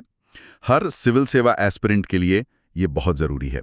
इसमें अनुच्छेद 312 अखिल भारतीय सेवाओं यानी all India services, IAS, IPS और IFS की बात करता है। और इसमें एक दिलचस्प बात है ना? हाँ, दिलचस्प बात यह है कि कोई नई अखिल भारतीय सेवा बनाने का अधिकार भी केवल राज्यसभा के पास है, ताकि राज्यों की सहमति सुनिश्चित हो सके। और इन अधिकारियों की भर्ती प्रक्रिया की निष्पक्षता कैसे सुनिश्चित की जाती है? उसके लिए है अनुच्छेद 315। ये संघ के लिए एक संघ लोक सेवा आयोग यानी यूनियन पब्लिक सर्विस कमीशन और हर राज्य के लिए एक राज्य लोक सेवा आयोग के गठन की बात करता है। यही संस्थाएं सरकार के दबाव से मुक्त रहकर योग्यता के आधार पर भर्ती प्रक्रिया सुनिश्चित करती हैं। इसी भाग में एक और हिस्सा बाद में जोड़ा गया, भाग 14 क, जो प्रशासनिक न्यायाधिकरणों यानी ट्रिब्यूनल्स की स्थापना की बात करता है, ताकि सरकारी कर्मचारियों के सेवा संबंधी विवादों का तेजी से निपटारा हो सके। और अंत में वो तंत्र जो इस पूरे लोकतांत्रिक ढांचे को शक्ति देता है, जो सरकारें बनाता और बदलता है, यानी निर्वाचन। हाँ, लोकतंत्र का महापर्व। इसका जिक्र है भाग 15 में अनुच्छेद 324 से 329 तक। ये भारत में स्वतंत्र और निष्पक्ष चुनाव की पूरी व्यवस्था की गारंटी देता है। इसमें 2 अनुच्छेद सबसे महत्वपूर्ण माने जाते हैं। बिल्कुल, इसमें 2 अनुच्छेद सबसे महत्वपूर्ण हैं। कौन कौन से? पहला है अनुच्छेद 324। ये संसद, राज्य विधानमंडलों, राष्ट्रपति और उपराष्ट्रपति के चुनावों के संचालन, निर्देशन और नियंत्रण के लिए एक स्वतंत्र निर्वाचन आयोग के गठन का प्रावधान करता है। यही आयोग है जो ये सुनिश्चित करता है कि चुनाव निष्पक्ष हों। इसे असीम शक्तियां दी गई हैं। और दूसरा अनुच्छेद जो सीधे हम नागरिकों से जुड़ा है, वो है अनुच्छेद 326, जो वयस्क मताधिकार के सिद्धांत को स्थापित करता है। ये कहता है कि लोकसभा और राज्यों की विधानसभाओं के चुनाव वयस्क मताधिकार के आधार पर होंगे। कोई भी नागरिक जो 18 वर्ष से अधिक आयु का है और कानून द्वारा अयोग्य नहीं है, उसे धर्म, जाति, लिंग या जन्मस्थान के आधार पर भेदभाव किए बिना मतदान का अधिकार होगा। एक व्यक्ति, एक वोट, एक मूल्य। जी, यही एक व्यक्ति एक वोट एक मूल्य का महान सिद्धांत है जो हर नागरिक को बराबर बनाता है। तो आज हमने भाग 7 से लेकर भाग 15 तक का एक लंबा सफर तय किया। हमने देखा कि कैसे संविधान ने भाग 16 जो कुछ वर्गों के लिए विशेष उपबंधों की बात करता है, तो भाग 16 का जिक्र आते ही सबसे पहले आरक्षण शब्द दिमाग में आता है। हमारे संविधान निर्माताओं ने राजनीतिक प्रतिनिधित्व सुनिश्चित करने के लिए क्या व्यवस्था की? उन्होंने इसकी नींव बहुत मजबूती से रखी है। अनुच्छेद 330 सीधे लोकसभा में सीटों के आरक्षण की बात करता है। इसके तहत अनुसूचित जातियों यानी एससी के लिए 84 और अनुसूचित जनजातियों एसटी के लिए 47 सीटें आरक्षित की गई हैं। और ये आंकड़े जनसंख्या के अनुपात पर आधारित हैं, है ना? बिल्कुल, और समय समय पर बदलते भी हैं। इसी तरह अनुच्छेद 332 राज्यों की विधानसभाओं में एससी और एसटी समुदायों के लिए सीटें आरक्षित करता है। और एक एंग्लो इंडियन समुदाय का भी तो प्रावधान था जिसे लेकर हाल ही में काफी चर्चा हुई थी। हाँ था। ये एक बेहतरीन सवाल है कि ये था ही क्यों? हाँ, मतलब आजादी के वक्त इस समुदाय के लिए ये खास प्रावधान रखे ही क्यों गए थे? देखिए, आजादी के समय एंग्लो इंडियन समुदाय बहुत छोटा था और चुनाव जीतकर सदन में आना उनके लिए लगभग नामुमकिन था। तो संविधान निर्माताओं को लगा कि उनकी आवाज संसद और विधानसभाओं में सुनी जानी चाहिए। तो उन्होंने मनोनयन का रास्ता चुना। जी, अनुच्छेद 331 के तहत राष्ट्रपति लोकसभा में 2 सदस्य और अनुच्छेद 333 के तहत राज्यपाल विधानसभा में 1 सदस्य मनोनीत कर सकते थे। तो फिर इतने सालों बाद इन्हें हटाने के पीछे क्या सोच थी? क्या ये अप्रासंगिक हो गए थे? कह सकते हैं। सरकार का तर्क था कि अब इस समुदाय की आबादी काफी कम हो गई है, तो 104वें संविधान संशोधन 2020 के जरिए इस प्रावधान को आगे नहीं बढ़ाया गया। अच्छा, तो ये 104वां संशोधन था। हाँ, और इसी संशोधन ने एक और महत्वपूर्ण काम किया। अनुच्छेद 334 के तहत SC/ST के लिए जो आरक्षण है वो हर 10 साल में समाप्त हो जाता है, जिससे संसद को आगे बढ़ाना पड़ता है। हाँ, तो 104वें संशोधन ने इस आरक्षण को 2020 से बढ़ाकर 2030 तक कर दिया, लेकिन एंग्लो इंडियन वाले मनोनयन को आगे नहीं बढ़ाया, तो वो प्रभावी रूप से समाप्त हो गया। ठीक है। तो सीटों में आरक्षण तो दे दिया, लेकिन अगर किसी के साथ भेदभाव हो रहा हो या उनके अधिकारों का हनन हो रहा हो, तो वो शिकायत लेकर कहाँ जाए? क्या इसके लिए भी कोई सिस्टम बनाया गया? बिल्कुल, और यहीं पर संविधान की खूबसूरती दिखती है। उसने सिर्फ अधिकार नहीं दिए, बल्कि उन अधिकारों की रक्षा के लिए संस्थाएं भी बनाई। अच्छा। यहाँ एक पैटर्न देखिए। अनुच्छेद 338 के तहत पहले अनुसूचित जाति और जनजाति के लिए एक ही राष्ट्रीय आयोग हुआ करता था। एक ही? हाँ, एक ही। लेकिन बाद में ये महसूस किया गया कि दोनों समुदायों के मुद्दे और जरूरतें अलग-अलग हैं, तो इसमें बदलाव किया गया। तो इन्हें अलग-अलग कर दिया गया? जी हाँ, संविधान में संशोधन करके इसे बांटा गया।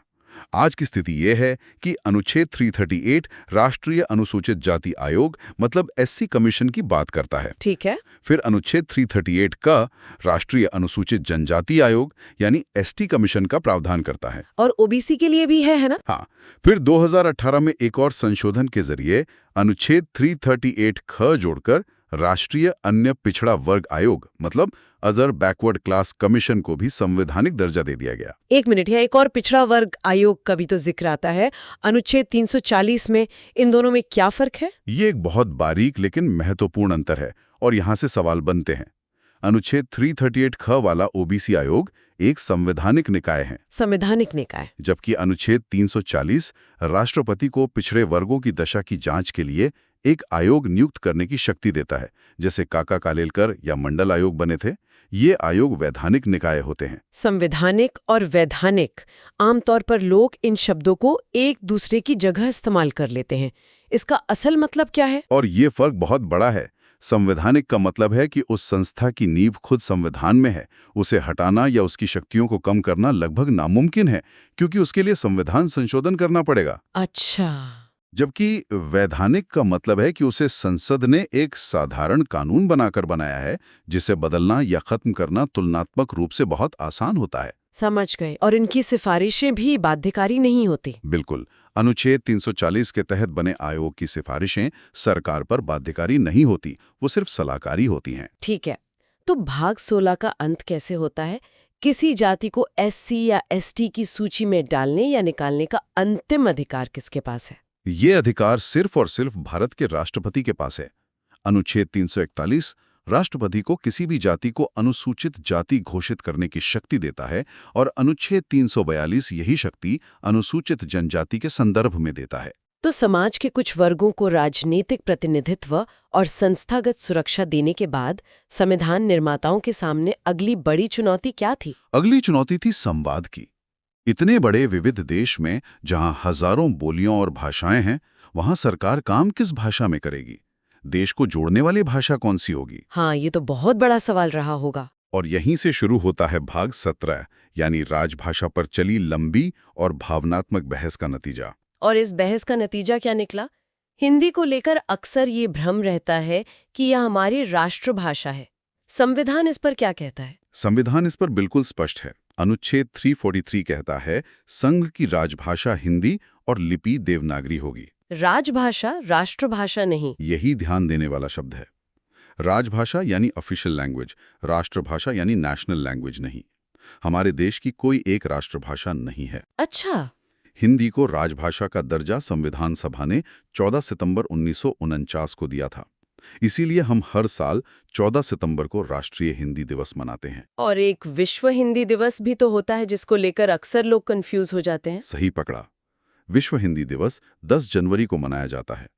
इसका संबंध पहले विश्व हिंदी सम्मेलन से है, जो 10 जनवरी 1975 को नागपुर में हुआ था। तो राष्ट्रीय हिंदी दिवस 14 सितंबर और विश्व हिंदी दिवस 10 जनवरी। बिल्कुल। तो क्या संविधान ने सिर्फ केंद्र की भाषा तय की या राज्यों के लिए भी कोई व्यवस्था है?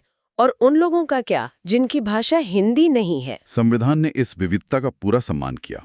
अनुच्छेद 345 राज्यों को अपनी एक या एक से अधिक राजभाषा चुनने का अधिकार देता है। इसीलिए आप देखती हैं कि पंजाब में पंजाबी, तमिलनाडु में तमिल और पश्चिम बंगाल में बंगाली आधिकारिक कामकाज की भाषा है। इससे भी आगे जाकर अनुच्छेद 350 का एक बहुत ही प्रगतिशील बात कहता है। ये कहता है कि भाषाई अल्पसंख्यकों को प्राथमिक स्तर पर शिक्षा उनकी अपनी मातृभाषा में देने का पूरा प्रयास किया जाना चाहिए। ये तो सच में बहुत गहरी सोच है। और हिंदी के विकास के लिए भी कोई निर्देश है? हाँ, अनुच्छेद 351 केंद्र सरकार को ये जिम्मेदारी देता है कि वो हिंदी भाषा के विकास और प्रसार के लिए काम करे। साथ ही अनुच्छेद 344 में एक राजभाषा आयोग के गठन का भी प्रावधान है। तो सामाजिक और भाषाई चुनौतियों से निपटने के बाद अब हम एक बहुत ही गंभीर विषय पर आते हैं। तब क्या हो जब देश पर ही कोई संकट आ जाए, युद्ध, विद्रोह या कोई आर्थिक तबाही? बिल्कुल। अब हम बात कर रहे हैं भाग 18 की, यानी आपातकालीन प्रावधानों की। ये वो सेफ्टी वॉल्व है जो संविधान निर्माताओं ने देश को असाधारण परिस्थितियों से बचाने के लिए बनाया था। और इसकी प्रेरणा जर्मनी के संविधान से ली गई है ना? जी हाँ, जर्मनी के वाइमर संविधान से। इसमें 3 तरह के आपातकाल की चर्चा है। कौन कौन से हैं ये 3? पहला और सबसे गंभीर है अनुच्छेद 352 के तहत राष्ट्रीय आपातकाल। ये तब लगता है जब युद्ध, बाहरी आक्रमण या सशस्त्र विद्रोह से देश की सुरक्षा को खतरा हो। ये अब तक 3 बार लगा है। हाँ, अब तक देश में 3 बार लगाया गया है। 1962 में चीन युद्ध के समय, 1971 में पाकिस्तान युद्ध के समय और 1975 में। 1975 वाला आपातकाल तो आंतरिक अशांति के आधार पर लगा था, जो काफी विवादास्पद था। एकदम सही। और उसी विवाद के कारण बाद में 44वें संविधान संशोधन के जरिए आंतरिक अशांति जैसे अस्पष्ट शब्द को हटाकर उसकी जगह सशस्त्र विद्रोह यानी आर्म्ड रिबेलियन शब्द डाल दिया गया, ताकि इसका दुरुपयोग ना हो सके। बिल्कुल। और दूसरा आपातकाल? दूसरा है अनुच्छेद 356, जिसे हम आम भाषा में राष्ट्रपति शासन कहते हैं। ये तब लगाया जाता है जब किसी राज्य का संवैधानिक तंत्र विफल हो जाए। इसे राजकीय आपात भी कहते हैं। लेकिन राष्ट्रपति शासन का तो बहुत ज्यादा राजनीतिक दुरुपयोग होने के भी आरोप लगते रहे हैं। हाँ, लगते रहे हैं, जबकि संविधान निर्माताओं ने इसे एक डेड लेटर यानी मृत पत्र की तरह देखा था, जिसका इस्तेमाल शायद ही कभी हो। लेकिन हकीकत में इसका बहुत इस्तेमाल हुआ है। और इसके दुरुपयोग की क्षमता को एक और अनुच्छेद बढ़ा देता है, जो भाग 19 में छिपा है। भाग 19? वो तो प्रकीर्ण यानी मिसलेनियस विषयों पर है। उसका आपातकाल से क्या लेना देना? यही तो संविधान की परतों को खोलने का मजा है। भाग 19 का अनुच्छेद 365 कहता है कि अगर कोई राज्य केंद्र सरकार द्वारा दिए गए दिशा निर्देशों का पालन करने में असफल रहता है, तो राष्ट्रपति यह मान सकते हैं कि उस राज्य में संवैधानिक तंत्र विफल हो गया है। 1 मिनट, लेकिन ये तो बहुत खतरनाक लग रहा है। इसका मतलब तो ये हुआ कि केंद्र सरकार किसी भी राज्य में अपनी मर्जी से राष्ट्रपति शासन लगा सकती है? आपकी आशंका बिल्कुल जायज है। यह अनुच्छेद 356 को लागू करने का एक और आधार दे देता है और केंद्र को राज्यों के ऊपर एक जबरदस्त शक्ति प्रदान करता है। और तीसरा आपातकाल? तीसरा है अनुच्छेद 360 यानी वित्तीय आपातकाल। यह तब लगाया जा सकता है जब देश की वित्तीय स्थिरता को खतरा हो। सौभाग्य से भारत में आज तक इसे लगाने की नौबत नहीं आई है। तो हमने देखा कि संविधान संकट से कैसे निपटता है, लेकिन समय के साथ समाज बदलता है, जरूरतें बदलती हैं। क्या संविधान में खुद को बदलने की कोई व्यवस्था है? और यही चीज हमारे संविधान को एक जीवंत दस्तावेज बनाती है। इसका जवाब है भाग 20 का इकलौता और शायद सबसे शक्तिशाली अनुच्छेदों में से एक अनुच्छेद 368। अच्छा, यही अनुच्छेद संसद को संविधान में संशोधन करने की प्रक्रिया और शक्ति दोनों देता है। पर क्या ये शक्ति असीमित है? क्या संसद पूरे संविधान को बदल सकती है? नहीं, यहीं पर न्यायपालिका की भूमिका आती है।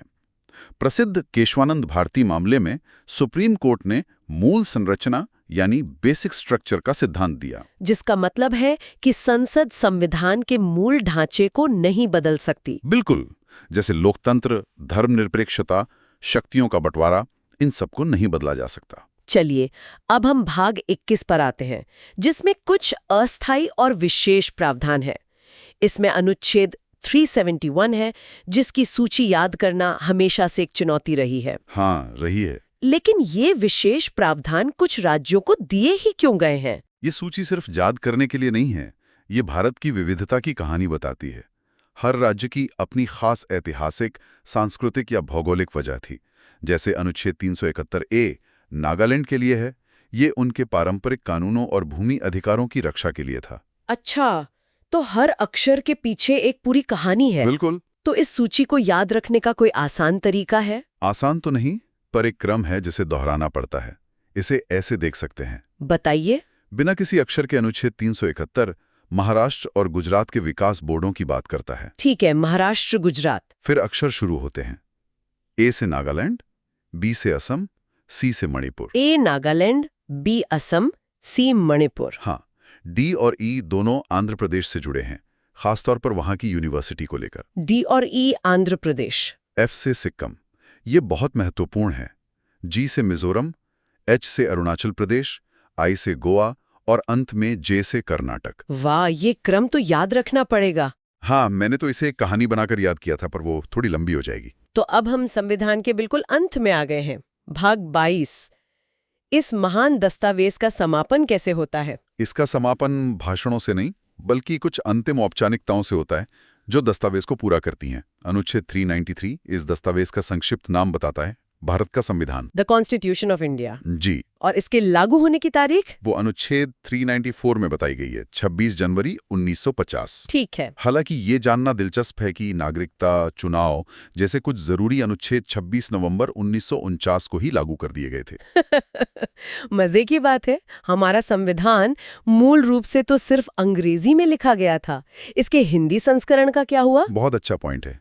सालों बाद 1987 में 58 संशोधन के जरिए अनुच्छेद 394 क जोड़ा गया, जो संविधान के हिंदी में प्राधिकृत पाठ यानी ऑथराइज्ड टेक्स्ट का प्रावधान करता है। मतलब अपने ही देश के संविधान का आधिकारिक हिंदी रूप आने में 37 साल लग गए। हाँ, कह सकते हैं। तो जैसे ही ये नया संविधान लागू हुआ, जो पुराने कानून थे जो ब्रिटिश काल से चले आ रहे थे, उनका क्या हुआ? उसके लिए है हमारा अंतिम अनुच्छेद 395। ये एक तरह से पुराने युग का अंत और नए युग की शुरुआत की घोषणा करता है। अच्छा। ये स्पष्ट करता है कि भारत के संविधान के लागू होते ही भारत सरकार अधिनियम 1935 और भारतीय स्वतंत्रता अधिनियम 1947 जैसे सभी पुराने अधिनियम रद्द हो गए, रिपील हो गए, और इसी के साथ भारत पूरी तरह से एक नए संप्रभु, गणतांत्रिक और संवैधानिक युग में प्रवेश कर गया। बिल्कुल। तो अनुच्छेद 1 से लेकर 395 तक इन सभी अनुच्छेदों के साथ हमने भारतीय संविधान की अपनी यात्रा पूरी की। ये एक शानदार सफर था जिसमें हमने संविधान की हर बारीकी को समझने की कोशिश की। बिल्कुल। हमने देखा कि कैसे हमारा संविधान सिर्फ नियमों की किताब नहीं, बल्कि एक राष्ट्र के सपनों, आकांक्षाओं और चुनौतियों का प्रतिबिंब है। तो इस पूरी यात्रा के अंत में हमारे श्रोताओं के लिए आज का विचारणीय प्रश्न क्या है? आज जब हमने अनुच्छेद 368 यानी संविधान संशोधन की प्रक्रिया को देखा, तो ये एक गहरा प्रश्न उठाता है। संविधान की मूल संरचना की अवधारणा जिससे न्यायालय ने विकसित किया है, क्या वो संसद की संशोधन की शक्ति पर एक जरूरी नियंत्रण है ताकि संविधान की आत्मा बची है, या फिर ये जनता द्वारा चुनी हुई विधायिका के अधिकार क्षेत्र में एक न्यायिक अतिक्रमण है? इस पर सोचिएगा।